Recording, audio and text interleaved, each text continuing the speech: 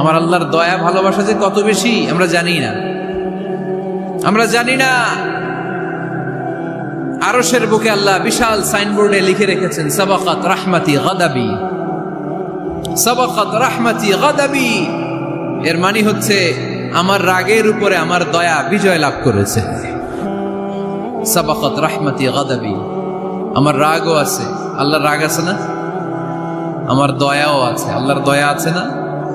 আল্লাহ বললেন আমার রাগও আছে আবার আমার দয়াও আছে, তবে জেনে রেখো আমার রাগের চেয়ে দয়া বেশি।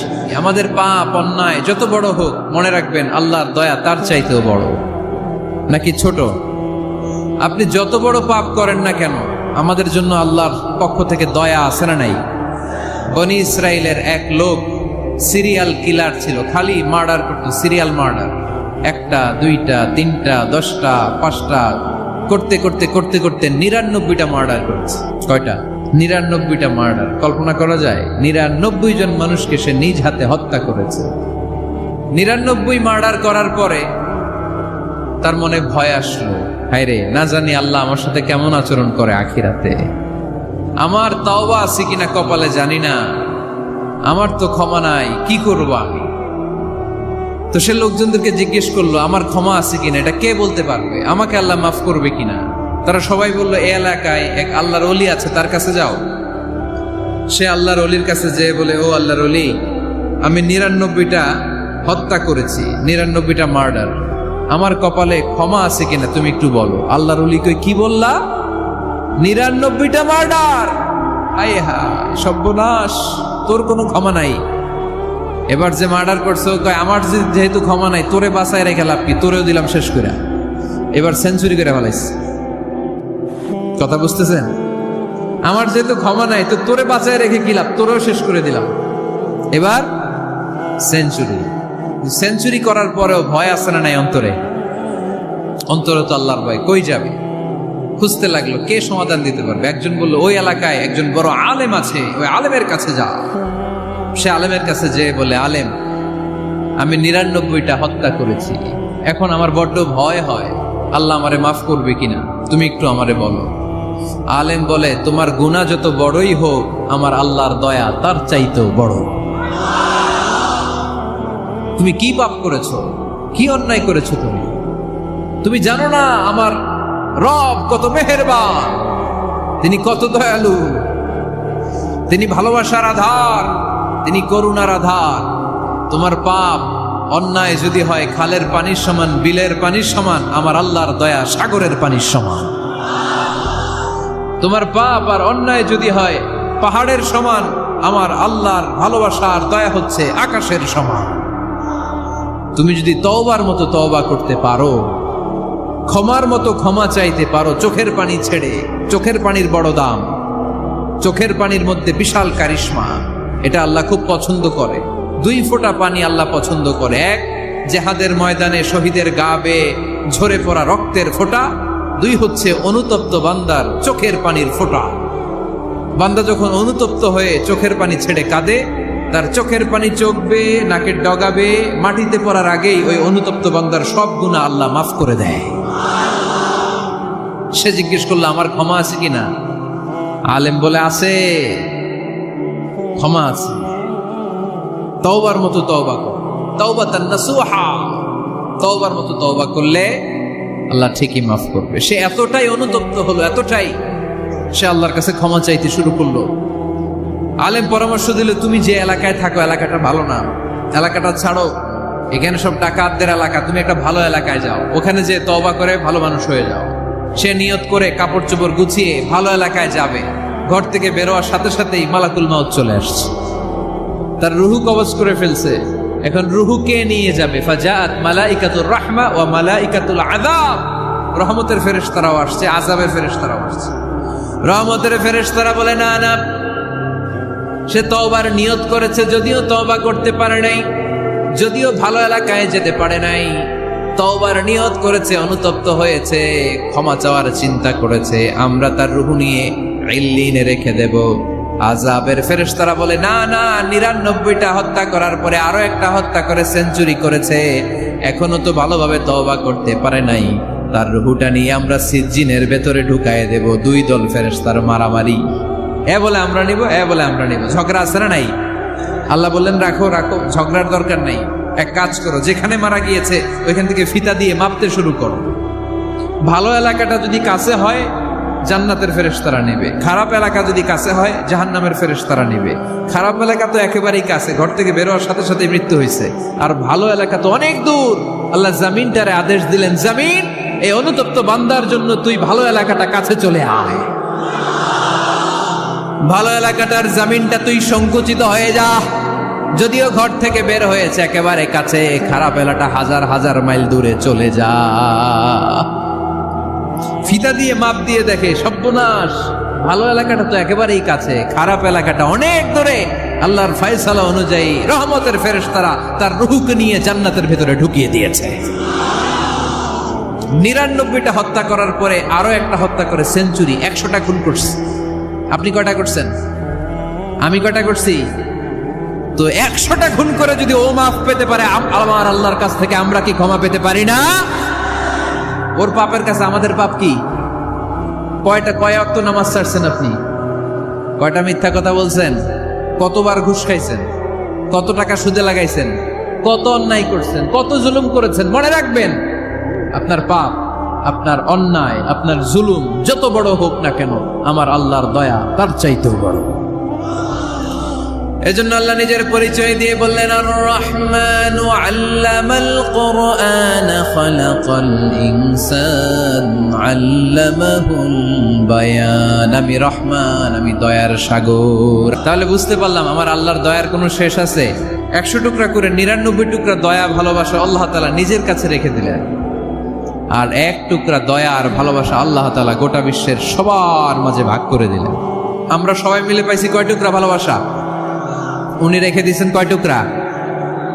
ওই 1 টুকরার কিছু অংশ আমিও তো পাইছি, তাই না? আপনি পেয়েছেন, আমরা সবাই পেয়েছি, গোটা বিশ্বের সবাই। আদম আলাইহিস সালাম থেকে শুরু করে কিয়ামত পর্যন্ত যারা আসবে, এসেছিল এবং এখন আছে, সবাই মিলে কয় টুকরা? ওনার কাছে কয় টুকরা? কিন্তু এই 1 টুকরা যে আমরা সবাই ভাগে যোগে পাইলাম, আমাদের ভালোবাসার নমুনা দেখছেন? একজন আর একজনের ভালোবেসে বলে আত্মহত্যা করে ফেলে, আছে না নাই? আছে না? সালমান শাহ মারা গেছে, এই দেশের কয়েকটা মেয়ে গলায় রশি দিয়ে আত্মহত্যা করছে, শুনছেন? অমুক সেলিব্রিটির কি হয়েছে, ছাদ থেকে লাফ দিয়ে পরে মাথা ফাটায় ফেলছে। ভালোবাসা আছে না নাই? যারে ভালোবাসে তার নাম আবার ছেলেরা হাতের মধ্যে কেটে কেটে লেখে, প্লাস দিয়ে লেখে, প্লাস। ধরেন আব্দুল্লাহ প্লাস শামিমা, তো এ প্লাস এস, রক্ত দিয়ে লেখে, রক্ত। আমি অবাক হই, নিডেল সুই দিয়ে কেটে কেটে লেখে আব্দুল্লাহর এ প্লাস শামিমার এস। কি ভালোবাসা! 1 ভাগ ভালোবাসার ছিটে ফোটা সবাই মিলে পাইছে। এইটা ঠেলা যদি এরকম হয়, তাহলে যিনি 99 ভাগ ভালোবাসা রেখে দিয়েছে তার ভালোবাসা বেশি না কম? দেখেন, ছোট্ট বাচ্চাটা রাতে খেতে চায় না, মা যদি বলে খাও, বলে না, খাবো না। আব্বু অফিস থেকে আসুক, আব্বুর কোলে বসে বসে আব্বু আর আমি একসাথে খাবো। এই ছোট্ট বাচ্চাটা কিছু বোঝে না, কিন্তু তারপরও তার বাবার জন্য ভালোবাসা তার হৃদয়ে ঢুকাই দিছে কে? আপনাদের এলাকায় মুরগি পালেন না আপনারা? মুরগি যখন বাচ্চা নিয়ে হাঁটে, দেখবেন মুরগি ছানা ধরা যায় না। ধরতে গেলে মা মুরগিটা কি করে? কামড় দিতে আসে। এই ছোট্ট বাচ্চাগুলোর জন্য মা মুরগিটার হৃদয়ের ভিতরে ভালোবাসা ঢুকাই দিল কে? আমি পত্রিকাতে এমনও দেখেছি, বন্যায় এক মা পানি খেতে খেতে মরে গিয়েছে, কিন্তু শিশুটাকে একটা বালতির মধ্যে চাপিয়ে মাথায় তুলে ধরে রেখেছে। মা পানি খেতে খেতে নিজের জীবনকে বিলিয়ে দিয়েছে, কিন্তু বাচ্চাটা মরে নাই। বাচ্চার জন্য কি ভালোবাসা! এই ছোট্ট বাচ্চার জন্য মায়ের হৃদয়ে জান স্যাক্রিফাইসের মতো এই ভালোবাসা ঢুকাই দিল কে? আমাদের প্রতিদিনই ভালোবাসা, সকালে ভালোবাসা, বিকালে ভালোবাসা, সন্ধ্যায় ভালোবাসা, শীতকালে ভালোবাসা, গ্রীষ্মকালে ভালোবাসা। আমাদের ইসলামে শুধু ভালোবাসাবাসী, ঠিক কিনা? এই জন্য আলাদা করে আমাদের কোনো দিন লাগে না, বিশ্ব ভালোবাসা দিবস দরকার হয় না। যারা মাকে দেখতে পারে না, বাবারে দেখতে পারে না, এরা একদিনের জন্য মা বাবাকে উইশ করতে যায়, আর নাম দিছে বিশ্ব মা দিবস, বিশ্ব বাবা দিবস। কিছুদিন আগে দেখলাম বিশ্ব ডিম দিবস। কি দিবস? আমি কি মিথ্যা বললাম? ছিল একটা বিশ্ব ডিম দিবস। কিছুদিন পরে বানাবে বিশ্ব বাঁশ দিবস, যে যারে বাঁশ দিতে পারে। এরপর একটা বানাইছে শুনলাম বিশ্ব চিন্তা দিবস। তো এটা কি দিবস? কয় এদিন আমরা সবাই মিলে চিন্তা করি যে আসলে আমাদের কি চিন্তা করা দরকার, আছে না নাই? তো এই যে ওরা বিশ্ব মা দিবস, international mother day, international father day, মা দিবস বাবা দিবস বছরে একবার ওল্ড হোমে রেখে আসে, বৃদ্ধাশ্রমে। যেহেতু সারা বছর বৃদ্ধাশ্রমে, বছরে একদিনও যদি মারে স্মরণ না করি কেমন হয়? তো একদিন ওই মা দিবসে মারে একটা কার্ড দিয়ে উইশ করে আসে, কিছু টাকা দিয়ে আসে। ওদের তো মা বাবার প্রতি দয়া নাই, শ্রদ্ধা নাই, ভালোবাসা নাই, এজন্য ঘটা করে ওদের দিবস পালন করা লাগে। আমাদের 24 ঘন্টা 365 দিনই ভালোবাসা, তাই এই দিবস ফিবসের আমাদের দরকার নাই। চিল্লায় বলেন ঠিক কিনা? জন্মের পর থেকেই তো আমাদের ভালোবাসা, মৃত্যু পর্যন্ত ভালোবাসা, আমৃত্যু ভালোবাসা। এই জন্য বিশ্ব ভালোবাসা দিবস, এটা ইসলাম কখনো সাপোর্ট করে না। ভালোবাসার কেন্দ্রবিন্দু একজন, চিল্লায় বলতে হবে তিনি কে? দেখেন, এক টুকরা ঠেলায় বিশ্ব ভালোবাসা দিবস আমরা পালন করি। ভালোবাসার গান, ভালোবাসার নাটক, ভালোবাসার ফিল্ম, ভালোবাসার কবিতা, অভাব নাই। কত ভালোবাসার স্টোরি আপনারা জানেন, এত ভালোবাসা। কিন্তু সবাই মিলে ভালোবাসার এক অংশ আমরা ভাগে যোগে পেয়েছি। এক অংশের নমুনা যদি এমন হয়, 99 টুকরা ভালোবাসা যিনি রেখে দিয়েছেন নিজের মধ্যে, তার ভালোবাসা বেশি না কম? এজন্য আমরা আল্লাহর ভালোবাসার ভিখারি, আমরা আল্লাহ তাআলার রহমতের ভিখারি। আল্লাহর রহমত ছাড়া কেউ কোনোদিন জান্নাতে যেতে পারবে? কোনোদিন নিজের আমল নিয়ে বড়াই করবেন না। আপনারা কি ভাবেন যে আপনার আমল দিয়ে আপনি জান্নাতে যাবেন? আল্লাহর হাবিব বললেন, আল্লাহর রহমত ছাড়া, ভালোবাসা ছাড়া কেউ কোনোদিন জান্নাতে ঢুকতে পারবে? আম্মা জান আয়েশা বললেন, ইয়া রাসূলুল্লাহ, আপনিও না? আল্লাহর হাবিব বললেন, না, আমিও না, তবে আল্লাহর রহমত, তার দয়া সেদিন আমাকে ঘিরে রাখবে। মান নুকিশা উযিবা, যার হিসাব আল্লাহ সেদিন চাইবেন সে ধরা খেয়ে যাবে। সব সময় আল্লাহর কাছে এই দোয়াটা যেন আমরা করি, আল্লাহ কিয়ামতের দিন তুমি আমার হিসাব নিও না, আল্লাহ তুমি আমার বিচার বসিও না, আল্লাহ তুমি দয়া করে আমারে মাফ করে দিও। আল্লাহ যার বিচার করবেন ও জাহান্নামে যাবে, আর যার বিচার করবেন না সে জান্নাতে যাবে। আল্লাহ যদি বিচার করে আর পাই টু পাই হিসাব নেয়, নামাজ পড়লি না কেন, রোজা রাখলি না কেন, মিথ্যা বললি কেন, খাদ্যে ভেজাল দিলি কেন, মাছে ফরমালিন দিলি কেন, যৌতুক খাইলি কেন, ঘুষ খাইলি কেন, উল্টাপাল্টা করলি কেন, জিনা করলি কেন, একটার পর একটা প্রশ্ন বানে যদি সেই ভয়ঙ্কর দিনে আল্লাহ আমাদেরকে জর্জরিত করে, আমাদের কোনো উত্তর আছে? সেদিন আমাদের বাঁচার কোনো উপায় আছে?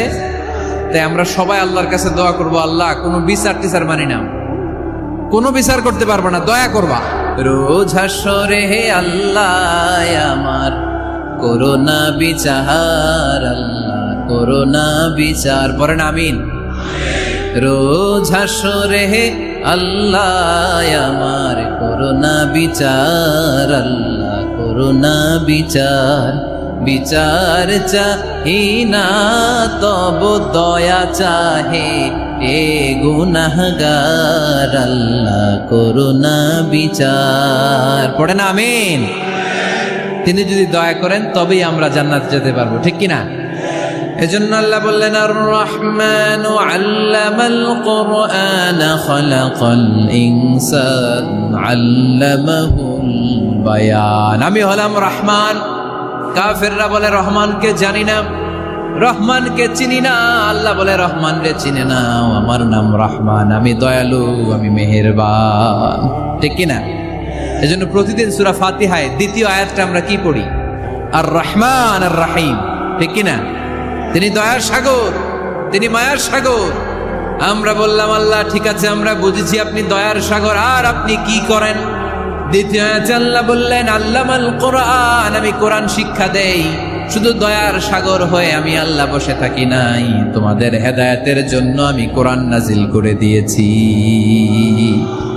আল্লামাল কোরআন, আমি কোরআন শিক্ষা দেই। আমাদেরকে কোরআন শিখিয়েছে কে? বিশ্বনবীকে কোরআন শিখিয়েছে কে? আল্লাহ। এজন্য দুনিয়াতেও যারা কোরআন শিখায় তাদের মর্যাদা বাড়ায় দেয় কে? বাংলার জমিনে যারা কোরআন শরীফ শিখায় এদের মর্যাদা সবচেয়ে কম। এদের বেতন সবচেয়ে কম, এরা সমাজে সবচেয়ে বেশি অবহেলিত, ঠিক কি না? আল্লাহর কাছে এরা সবচেয়ে বেশি সম্মানিত। আল্লাহর হাবিব বললেন, খায়রুকুম মান তাআল্লামাল কুরআন ওয়া আল্লামাহু, তোমাদের মধ্যে আল্লাহ তাআলার কাছে সবচাইতে প্রিয় শ্রেষ্ঠ ওই মানুষটা যে নিজে কোরআন পড়ে আবার অন্যরে পড়ায় দেয়। সুবহানাল্লাহ পড়েন। আপনি যদি কাউরে শুধু সূরা ফাতিহাটা শিখান, কোন সূরা? সূরা ফাতিহাটা যদি শিখায় দেন, সে যতদিন সূরা ফাতিহা তেলাওয়াত করবে ওই তার তেলাওয়াতের একটা পার্সেন্টেজ সওয়াব আপনার আমলনামায় আছে না নাই? সে যদি আবার আরেকজনের শিখায়, ওই লোক যদি আবার আরেকজনের শিখায় দেয়, এরকম যতজনকে তারা শিখাবে প্রত্যেকের তেলাওয়াতের একটা পার্সেন্টেজ সওয়াব আপনার আমলনামায় ঢুকায় দিবে কে? এজন্য কোরআন নিজেও শিখবো, অন্যকেও শেখাবো। রাজি আছেন তো? না খেয়ে না পড়ে অল্পতে তুষ্ট থেকে যারা শুকরিয়া করে এরা আমাদের আইম্মাতুল মাসাজিদ, মসজিদের ইমামরা, মসজিদের মুয়াজ্জিনরা। এক একটা মসজিদের মুয়াজ্জিনের গলা হবে এরকম বিশাল উঁচু। কিয়ামতের ময়দানে সবাই আমরা এর দিকে তাকায় থাকবো, কিরে ভাই তোর গলা উঁচু কেন? সে বলবে, আমার এই গলা দিয়ে প্রতিদিন 5 বার আমি আজান দিয়েছি। কিয়ামতের ময়দানে ঠিকই সম্মানিত, দুনিয়ায় আমরা চিনলাম না ওনাদেরকে।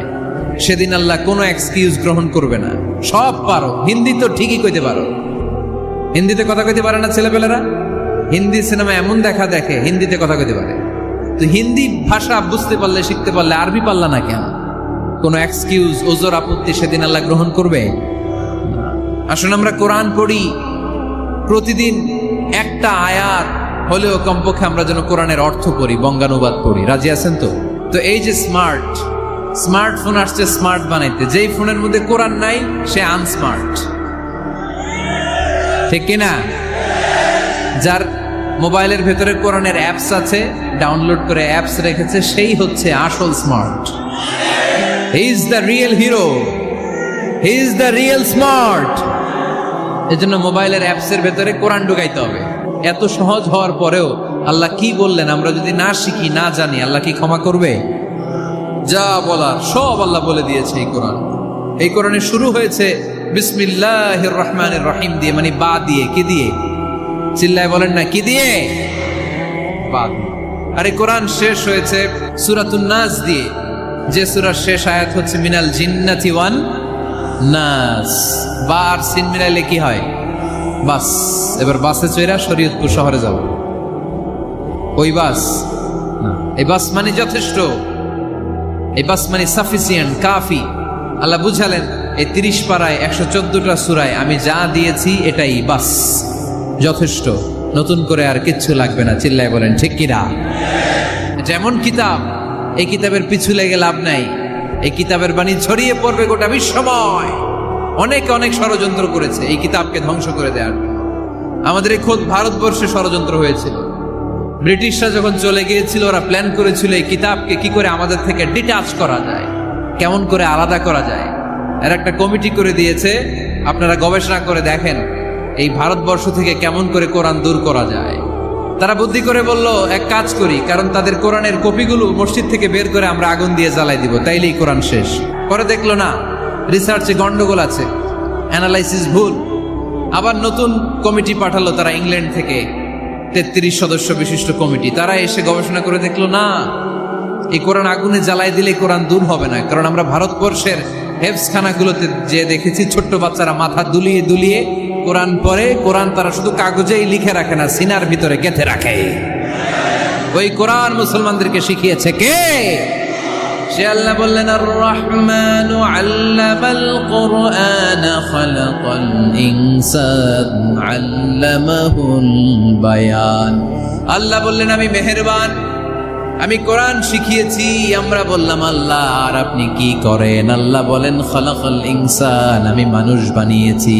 সুবহানাল্লাহ পড়েন। আমাদেরকে তৈরি করেছে কে? জোরে বলতে হবে কে? মানব সৃষ্টির 3টা পদ্ধতি কোরআনে পাওয়া যায়। পদ্ধতি নাম্বার 1, বাবাও নাই মাও নাই। এই পদ্ধতিতে আল্লাহ কাকে বানাইছে বলেন? আদম আর হাওয়া আলাইহিস সালাম, এদের বাবা মা ছিল। 2 নম্বর পদ্ধতি হচ্ছে মা আছে কিন্তু বাবা নাই। এই পদ্ধতিতে আল্লাহ কাকে বানালেন? কি নাম? ঈসা আলাইহিস সালাম। 3 নম্বর পদ্ধতি হচ্ছে মাও আছে বাবাও আছে। এই পদ্ধতিতে আল্লাহ কাদেরকে বানিয়েছেন? আমাদেরকে বানিয়েছেন। তাহলে পদ্ধতি কয়টা? তিনটা। আদম আলাইহিস সালামকে বানানোর পদ্ধতিও তিনটা। প্রথমে আল্লাহ তিন লাজিব এঁটেল মাটি নিলেন, তারপর নিলেন হামাইম মাসনুন কাদামাটি, তারপরে এটারে বানালেন ঠনঠনে শুকনো মাটি। সাইয়েদনা আদম আলাইহিস সালামের অবয়ব তৈরি করলেন 60 হাত লম্বা করে। সাইয়েদনা আদম আলাইহিস সালামকে যখন আল্লাহ বানিয়েছেন কয় হাত লম্বা? সহিহ বুখারীর বর্ণনা, লাম্মা খালাকাল্লাহু আদামা ওয়া কানা তুলুহু 60 যিরাআন। আল্লাহ তাআলা যখন আদম আলাইহিস সালামকে বানালেন 60 হাত বা 60 গজ লম্বা করে বানালেন। আপনারাও যারা জান্নাতে যাবেন 60 হাত লম্বা হয়ে জান্নাতে ঢুকবেন। কয় হাত লম্বা? সুবহানাল্লাহ পড়বেন না? আদম আলাইহিস সালামকে বানালেন। আবার মায়ের পেটে যে আমরা বড় হলাম, এখানেও আমাদের তিনটা ক্যাটাগরি, তিনটা ধাপে তিনি আমাদেরকে বানালেন। মায়ের পেটে 9 মাস কি করছিলেন মনে আছে আপনাদের? শরীয়তপুরের ভাইরা মনে নেই কেন? হ্যাঁ, আমাদের কারোরই মনে নাই, ঠিক কিনা? এই 6 মাস 8 মাস কই যে ছিলাম, কোথায় ছিলাম আমরা মনে করতে পারি না। স্মৃতির পাতা হাতড়িয়ে যত পিছনে যায় আর বলতে থাকি। মনে আছে ছোটবেলার কথা? মনে নাই। আমরা সবাই কিন্তু এত বড় ছিলাম না ভাই, ছোট্ট ছিলাম, ছোট্ট। মায়ের জরায়ুর দেয়ালের মধ্যে লেপ্টে ছিলাম। নুতফা, আলাকা, মুদগা, sperm drop, blood clot and the little flesh. ছোট্ট নাপাক পানি ছিলাম। ওইটারে আল্লাহ বড় করতে আরম্ভ করলেন। বড় করতে করতে রক্তপিণ্ড বানালেন। রক্তপিণ্ড থেকে আল্লাহ গোশতপিণ্ড বানালেন। আমরা প্রত্যেকে এরকম একটা গোশতের টুকরা ছিলাম। এটার ভিতরে আল্লাহ কঙ্কাল ঢুকালেন, আমার স্কেলিটন, আমার কঙ্কালটা, আমার অবয়বটা ঢুকালেন। তারপরে আবার গোশত দিয়ে প্যাকেট করলেন, তার উপরে আবার চামড়ার প্যাকেট পড়ায় দিলেন। পড়েন সুবহানাল্লাহ। এরপরে 9 মাস পরে এই পৃথিবীর বুকে স্মুথলি আমাকে আসার সুযোগ দিলেন কে?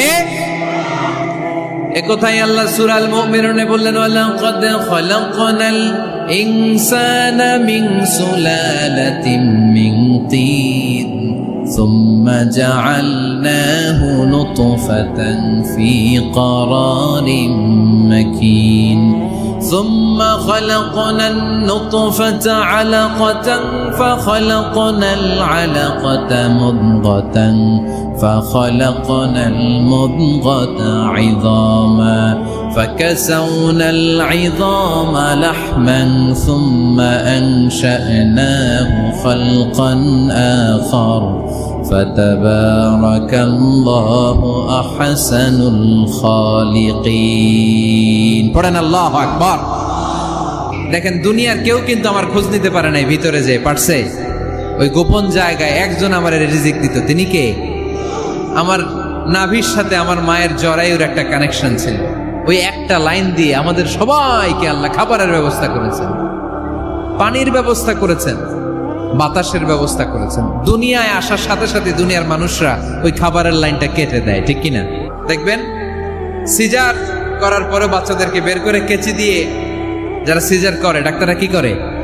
কেটে দেয়। বাচ্চার পা ধরে মাথাটা নিচু করে নিতম্বের মধ্যে থাপ্পড় মারে কয়েকটা, তারপরে বাচ্চা ওয়া ওয়া করে কেঁদে ওঠে, ঠিক কিনা? আমরা আমাদের কানে শুনি ওয়া ওয়া, আসলে সে আল্লাহর কাছে কেঁদে কেঁদে ফরিয়াদ জানায়, বলে আল্লাহ 9 মাস 10 মাস মায়ের পেটের ভেতরে ছিলাম, কেউ তো খোঁজ খবর নিল না। তুমিই তো আমার এই নাভির সাথে মায়ের জরায়ুর একটা লাইন দিয়ে, ওই এক লাইনে খাবার, এক লাইনে পানি, এক লাইনে বাতাস ঢুকিয়েছ। 9টা মাস এই খাবারের লাইন আমার ঠিকঠাক ছিল, আমার টেনশন ছিল না। দুনিয়ার বুকে আসার সাথে সাথেই, এদের সাথে আমার কি শত্রুতা আমি জানি না, আসার সাথে সাথে আমার খাবারের লাইনটা কেটে দিস। আল্লাহ একটা মাত্র খাবারের লাইন ছিল, মানুষগুলো কেটে দিল। আমি এখন কি খাবো? আমি এখন যাব কই? আল্লাহ বলে কাঁদিস না, 8 মাস যেমনি খাওয়াইছি এখনো খাওয়াবো। সুবহানাল্লাহ পড়েন। খাবারের একটা লাইন ছিল, কেটে দিয়েছে। ওই একটার বিপরীতে তোর মায়ের বুকের ভেতরে এখন খাবারের 2টা লাইনের ব্যবস্থা করে দিলাম। খালাকাল ইনসান, তিনি মানুষ বানিয়েছেন, মানুষের যা দরকার তার ব্যবস্থাও করে দিয়েছেন। চিল্লায় বলেন ঠিক কিনা? এজন্য আল্লাহ বললেন, আর রহমানু আল্লামাল কুরআন খালাকাল ইনসানা আল্লামাহুল বায়ান। আমি মেহেরবান, আমি তোমাদের কোরআন শিখিয়েছি, আমি মানুষ তৈরি করেছি, আমি তোমাদেরকে ভাষা শিক্ষা দিয়েছি। সুবহানাল্লাহ পড়েন। আল্লামাহুল বায়ান, আমি তোমাদেরকে বয়ান শিখিয়েছি। এই যে আমরা বয়ান করি, আমাদের যে ভাষা, এই ভাষা কার দান? আমাদের বাংলা ভাষা কার দান? পৃথিবীতে অনেক ভাষা আছে, একটা ভাষার প্রকাশভঙ্গির সাথে আরেকটার মিল নাই। একটার প্রকাশভঙ্গির সাথে আরেকটার মিল নাই। চাইনিজরা চাইনিজ ভাষায় কথা বললে ইংরেজরা কিচ্ছু বুঝে না, ইংরেজরা বললে আরবরা বুঝে না, আরবরা বললে মালায়রা বুঝে না, মালায়রা বললে আফ্রিকানরা বুঝে না। সুবহানাল্লাহ পড়েন। আমি অনেক দিন দেশের বাইরে থাকি, 10 বছরেরও বেশি আমি পড়াশোনা করি, এখনো পিএইচডি করি। তো মিশরে যখন আমি পড়াশোনা করতাম তখন দেখতাম এক এক ভাষায় এক একজন কথা বলে। আমরা বাঙালিরা যদি কোনো কথা বলে হাসাহাসি করি, হেসে হেসে আমরা কুটি কুটি হয়ে যাচ্ছি, মরে যাচ্ছি, কিন্তু ওরা হাসে না, বিদেশিরা, ওরা বুঝে নাই তো। আবার ওরা যখন কথা বলে হাসে, আমরা কিছুই বুঝি না। সুবহানাল্লাহ পড়বেন না? ওইটা বাদ দেন, আমাদের বাংলাদেশে আসেন। আমাদের বাংলাদেশে এক এক জেলার সাথে আরেক জেলার ভাষার ভিন্নতা আছে না নাই? সুবহানাল্লাহ পড়বেন না? ঢাকার ভাষার সাথে ফরিদপুরের ভাষার অমিল, সিলেটের অনেক অমিল, চট্টগ্রামের অমিল আছে না নাই? সবচেয়ে বেশি অমিল সিলেটে আর চট্টগ্রামে, ঠিক কিনা? ওনাদের ভাষাগুলো এমন, শুনলে বুঝার উপায় নেই যেটা বাংলা ভাষা না অন্য ভাষা, কিন্তু প্রত্যেক আঞ্চলিকতায় একটা মাধুর্যতা আছে না নাই? আল্লাহ পাক এই কোরআনের মধ্যে আঞ্চলিকতার দাম দিলেন। হিশাম বিন হাকিম বিন হিজাম কোরআন থেকে তেলাওয়াত করতে শুরু করলেন। এই তেলাওয়াত শুনে সাইয়েদনা ওমরে ফারুক ওনার ঘাড় ধরে টেনে বিশ্বনবীর কাছে নিয়ে আসলেন। ওমরে ফারুক বললেন, ইয়া রাসূলুল্লাহ, দেখেন হিশাম বিন হাজিম কেমন করে কোরআন পড়ে, দেখেন ভিন্নভাবে কোরআন পড়ে। আপনি শিখাইছেন একভাবে, ও পরে আরেকভাবে, ওর বিচার করেন। আসলে আরেকভাবে পড়ে নাই, অন্য আঞ্চলিকতায় পড়েছে। যেমন আমরা পড়ি ওয়াদ-দুহা ওয়াল লাইলি ইযা মা ওয়াদ্দাআকা রাব্বুকা ওয়া মা ক্বালা ওয়ালাল আখিরাতু খায়রুল লাকা মিনাল উলা। কিন্তু কোরআনের আরেকটা লাহজা বা আরেকটা পড়ার পদ্ধতি আছে, যেখানে ওনারা পড়ে ওয়াদ-দুহা ওয়াল লাইলি ইযা সাজা মা ওয়াদ্দাআকা রাব্বুকা ওয়া মা ক্বালা। সুবহানাল্লাহ পড়বেন না? হাশিম বিন হিকাম এরকম বাঁকা করে পড়ছিলেন। ওমরে ফারুকে বাঁকাটা শিখেন না, উনি শিখছিলেন সোজা। ওমরে ফারুক আবার সোজা সাপটা পছন্দ করতেন। সুবহানাল্লাহ পড়েন। বিশ্বনবী বললেন, হিশাম বিন হিজামকে তুমি ছাড়ো। বললেন, হিশাম তুমি কিভাবে পড়েছো? হিশাম বলে, আমি এইভাবে পড়েছি। বিশ্বনবী বললেন, হাকাযা উনজিলাত, এভাবেও নাজিল হয়েছে, সমস্যা নাই। ওমর তুমি কিভাবে পড়েছো? ওমর বললেন, আমি তো এইভাবে শিখেছি। বিশ্বনবী বললেন, এভাবেও নাজিল হয়েছে, সমস্যা নাই। উনজিলাল কুরআনু আলা সাবআতি আহরুফ ফাকরাউ মা তায়াসসারা মিনহু। আরবি ভাষা একটা, কিন্তু এর মধ্যে আঞ্চলিকতা আছে 7টা। এই 7টা আঞ্চলিকতা দিয়ে কোরআন নাজিল করেছে কে? এজন্য আঞ্চলিকতার মর্যাদা আল্লাহ কোরআনেও দিলেন। এজন্য বললেন, আর রহমানু আল্লামাল কুরআন খালাকাল ইনসান আল্লামাহুল বায়ান। আমি মেহেরবান, আমি কোরআন শিখালাম, আমি মানুষ বানালাম, আমি তোমাদেরকে ভাষা শিখালাম। সুবহানাল্লাহ পড়েন। এরপর আল্লাহ বললেন, আশ-শামসু ওয়াল কামারু বিহুসবান ওয়ান নাজমু ওয়াশ-শাজারু ইয়াসজুদান। সুবহানাল্লাহ। আশ-শামসু ওয়াল কামারু বিহুসবান, চাঁদ আর সূর্য আমি তৈরি করেছি তোমাদের হিসাবের জন্য। হিসাব আছে না নাই? তাহলে এই সূর্য আর চাঁদ, চাঁদ আর সূর্যকে আল্লাহ এই মহাবিশ্বে দিয়েছেন হিসাবের জন্য, ঠিক কিনা? আল্লাহর হাবিব বললেন, সুমু লিরুইয়াতিহি ওয়া আফতিরু লিরুইয়াতিহি। চাঁদ দেখে রোজা রাখো, আবার চাঁদ দেখে রোজা ভাঙো। আমরা রমজান শুরু করি কি দেখে? জোরে বলেন। ঈদ শুরু করি কি দেখে? আশ-শামসু ওয়াল কামারু বিহুসবান। সূর্য চন্দ্রের গায়ে লাগে না, চন্দ্র সূর্যের গায়ে লাগে না। কোনোদিন কি দেখেছেন সূর্য আর চন্দ্র ধাক্কা লাগছে? দিনের ভেতরে রাত ঢুকে গেছে, রাতের ভিতরে দিন ঢুকে গেছে, এরকম কি কখনো হয়েছে? সব কিছু একজনের আইন মানে, চিল্লায় বলতে হবে, তিনি কে? এরপরে আল্লাহ বললেন, ওয়ান নাজমু ওয়াশ-শাজারু ইয়াসজুদান। আকাশের তারকারাজি আর বৃক্ষমালা একজনকে সিজদা করে, তিনি কে? আকাশের তারাগুলো আল্লাহরে সিজদা করে, কিন্তু আমরা আল্লাহরে সিজদা করতে চাই না। গাছগুলো আল্লাহর জিকির করে, কিন্তু আমরা জিকির করতে চাই না, ঠিক কি না? অস্ট্রেলিয়ার সিডনি শহরে একটা জঙ্গল আছে। ওই জঙ্গলে একটা গাছ আছে, গাছ। ওই গাছটা টু দ্য ডাইরেকশন অফ কেবলা, কেবলামুখী হয়ে মানুষের মতো রুকু করে আছে একটা গাছ। সুবহানাল্লাহ কইতে পারলেন না? ক্যালেন্ডারে দেখা যায়, পত্রিকায় দেখা যায় গাছ রুকু করে আছে। আমরা রুকু করি না, আমরা সিজদা করি না। কিয়ামতের দিন আল্লাহ বলবে আমার সিজদা দিয়ে দেখা। আপনারা যারা নামাজ পড়েছেন, সিজদা দিয়েছেন, তারা আল্লাহু আকবার বলে সিজদায় লুটিয়ে পড়বেন। আর যারা নামাজ পড়ে নাই, তারা শত চেষ্টা করেও তাদের পিঠকে বাঁকা করতে পারবে না। এজন্য 5 ওয়াক্ত সালাত জামাতের সাথে পড়ার দরকার আছে না নাই?